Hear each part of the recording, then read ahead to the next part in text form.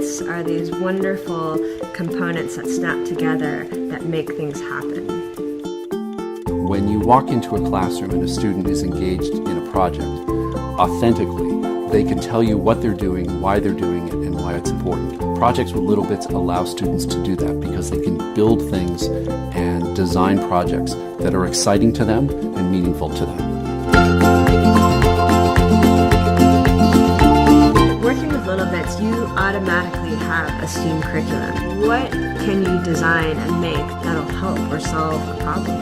Before it was, I can draw that, I can imagine that, but now it's, I can actually make it. Even their vocabulary has changed. They talk about my prototype, third graders talk about, I wasn't talking about prototypes in third grade. littleBits work well with library drop-in programs because they don't require a lot of teaching. It's really just explain the colors, show them how they snap together, and then let them start creating.